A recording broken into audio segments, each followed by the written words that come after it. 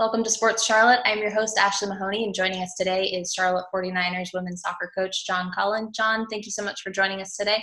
And it is Thursday. We're almost halfway through September, and it is an interesting time to be a 49er or to be in the sphere of college athletics, period. So we'll start with a simple question. How are you? Good morning, Ashley. Yeah, I'm doing well, thank you. Obviously, this is the time of the year that we'd normally be getting ready for our season or be in season, but it's as you said, a unique time, challenging time, but really enjoying still the training that we've been permitted to do and allowed to do, and our interaction with the players.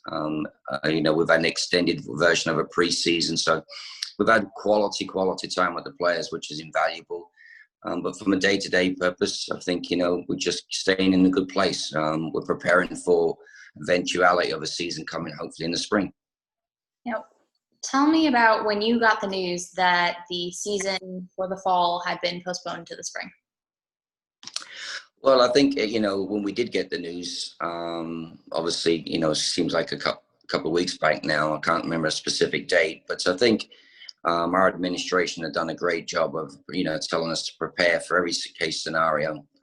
We were obviously, going with the approach of be very adaptable. And the Zoom calls we had with our players in the off season, March through July and August, we were always telling them just to prepare and focus on what will come, but be open-minded to change and be open-minded to delays or even open-minded to postponement or cancellation. But so I don't think our players were completely taken back by the news. When they're following the national news and international news, they probably knew it was a possibility. So when the news did officially come, I think it just provided a bit of clarity that, look, it's not going to happen in August, September through the remainder of the fall. But I think the excitement level was still there that it's every intent to try and get the soccer season in the spring. I do think there was a little bit of a silver lining for the players in a sense. It gave them more time to adapt to college training, new coaches, new teammates, new surroundings. And, as a coach, you look for the silver linings, you look for the positives to come out of some adverse news. And the upbeat side of it was it gave us more time to connect as a group and get to know one another. Tell me about the changes to the coaching staff during the offseason. Well, like any program in any sport, obviously you have to be mindful of, your assistant coaches have the potential to move on or looking to move on. So Michael Swan had been with us, 5 seasons, had done a fantastic job with us, really enjoyed his work ethic, his quality of work. But we were happy to see him have a situation where he could go out and be a head coach at a Division I program. He'd been a Division II coach at Catawba College, somewhere I'd previously coached at. And he came to Division I at Charlotte to kind of, learn more about the intricacies of Division I, what it looks like, how the job somewhat changes. And so when the Marshall job came open, we were very supportive of it, even though we knew they were a conference opponent. It was a job that appealed to him in a sense that it was a school within the conference, so he had some knowledge of.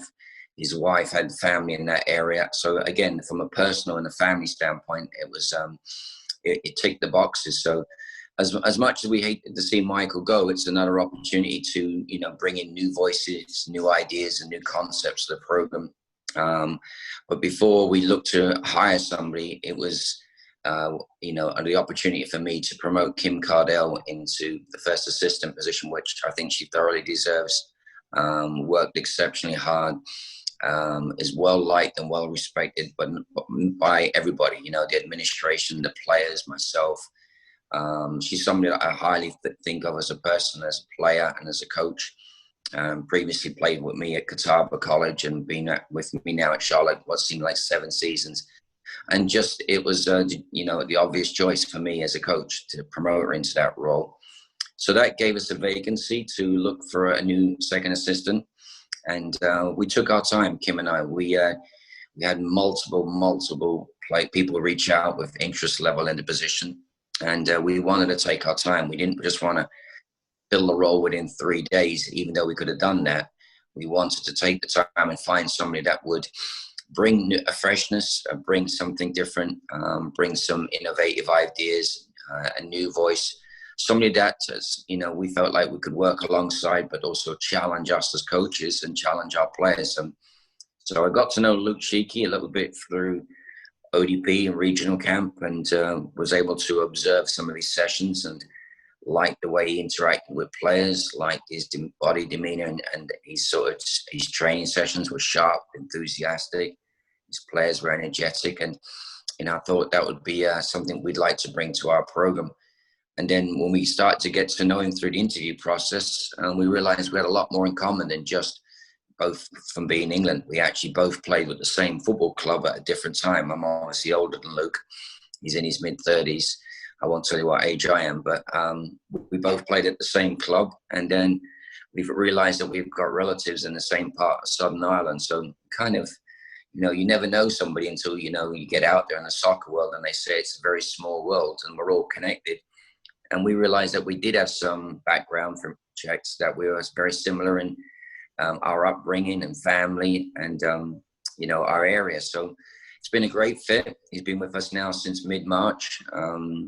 It's no sooner did he get on board, he did a couple of sessions, and then COVID pandemic came in and we had to shut everything down. But been really excited about Luke's addition. I just think he's brought some quality to our program, help continue to raise the standard. Really pleased at the quality of his training, how he interacts with the players, and it's been a great fit. Tell me about the club that you both played for at different times, because like you said, the world of this particular game, I mean, with any sport, it seems like it's particularly small, but there's something about the soccer world where it is just a very, very, very small world. We both played for a semi-pro club close by where we both lived. We're from around about the same area. The club was called Hanwell Town. I'm not sure what league they're anymore. They keep changing the league name. They've probably gone under 5 or 6 different names of league name changes. But it's a semi-pro club. It was probably a good level for both of us coming through as youth team players. Obviously we both played there, like I said, at different times.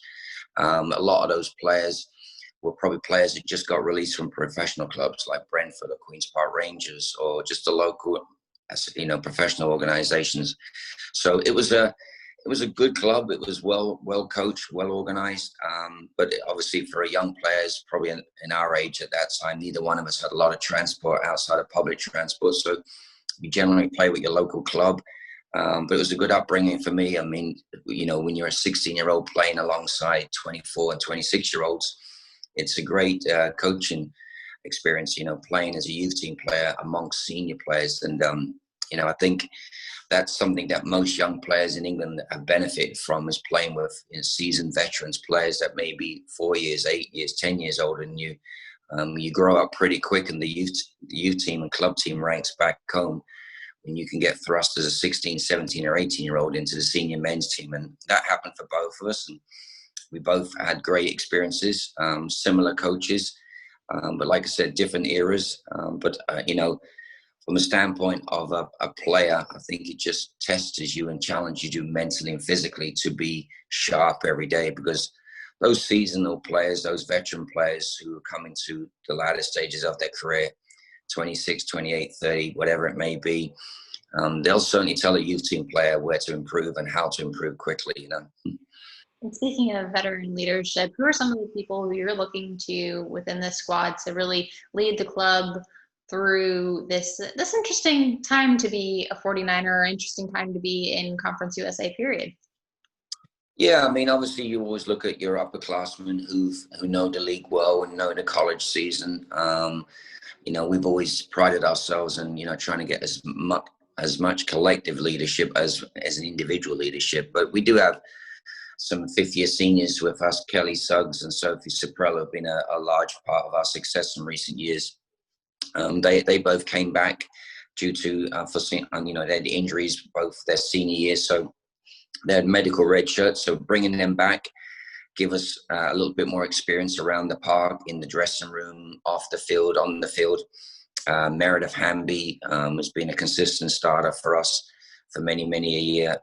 Great leadership, just silent in her examples. She doesn't have to be vocal. She just, consistently trains at a high level. And then you surround them with other players like Abby State, Brianna Morris, Kate Hickson, players that have been around this program for a number of years who have seen it, worked through it, enjoyed great times, and even sometimes had to work through some tough times. But you look for as many players with leadership qualities as you can. And sometimes you just stand back and let other voices emerge, because you never know who's really got that leadership quality in them until you step back and give them a little bit of a platform to, raise their voice or speak up or be more vocal. But I like the balance. We've got a young group of players, but we've got some wonderful veterans. And then you bring players like Remy Roberts, who is a senior in status, but has missed a bit of time with us through. She stepped away with condition that she couldn't play. But even her coming back, again, sort of voice of reason, a voice of experience. So some quality players, but we do look to individually to try and promote that from the day they first arrived. So we got a lot of young players, and we put them in leadership meetings immediately. We nominate them for leadership councils. We get them getting their voice and giving them value to the program immediately. So really proud of, the way we've developed a sort of leadership culture rather than just one or two individuals. Tell me about the newcomers. How are they adapting to this? And there may be a benefit to, this is all they've ever known from the college experience, versus other players are like, this is entirely different. How do you go about navigating, one, a pandemic, and two, not having the traditional, all right, it's the fall, it's time to play. But for some of these players who may be coming from club and high school, particularly the high school side, where you expect to play in the spring versus the fall, how are they adapting to everything so far? Yeah, I think we realize or recognize that they've missed out quite a bit in the last 6 months. Many of them lost their high school season. Many of them lost their spring club season, missed opportunities to play matches before they got here. So they were coming in basically from, very little workout experience and physical preparation. Everybody was somewhat limited to what they could do.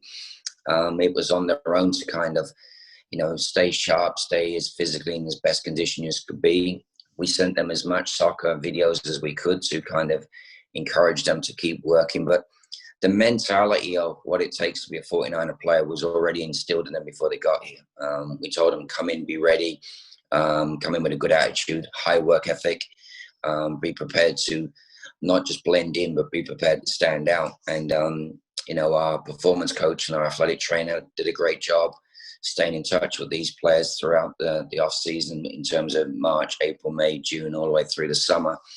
So even though they weren't playing, they were getting workouts and they were getting packets and they were getting Zoom calls about the program, that I felt like they came in as well educated as any players ever come into a program, because in years past, we kind of took a step back because we knew many of them were playing games or they were playing with their school teams or club teams, and we didn't want to step on anybody's toes or interfere too much. But the fact they weren't playing games meant they were seeking out more from us about what do I need to do to prepare to be a 49er. So they were well prepared in that sense, and they've come in and then adapted extremely well. There's a large group of them that came in, it was 13. And when there's that many, they've got enough players around them with similar sort of feelings and sentiments that they can lean on each other. If it was just one or two, I think they'd be slightly overwhelmed by, stepping into a squad of 24, 26 players that have been around. But the fact there was 13 of them, I think they leaned on each other as a resource, and they've pulled each other through the tough days of double training sessions or training in excruciating heat, or when their legs are extra heavy and they have to go again. So no, they've been really impactful, and really proud of the group, and I hope they're proud of themselves too. We try and remind them on a daily basis how well they've done to get in here and work and get acclimatized. But it's been unique, as you say. It's been a challenge, as you say. But from a standpoint of attention to detail and their application, it's been first class. Now, what does training look like between now and the potential, hopeful, and scheduled spring season? Well, I think, what we have to do, first of all, we're going to be waiting on more news from the NCAAs. I think later this month, there'll be some more announcements. And I think we're all on a pattern of a holding pattern, waiting to find out what we'll be permitted to do later in the month of September into October, November. Right now, it's just like an extended preseason. We are going and training almost on a daily basis until we're told differently. But what we're trying to do is build them up slowly. We don't want any major injuries. We don't want any soft tissue injuries. The last thing you want to do is thrust them into 11v11 sessions at practice on a regular basis. They're in good physical condition, but this is an opportunity to do a lot more small ball work.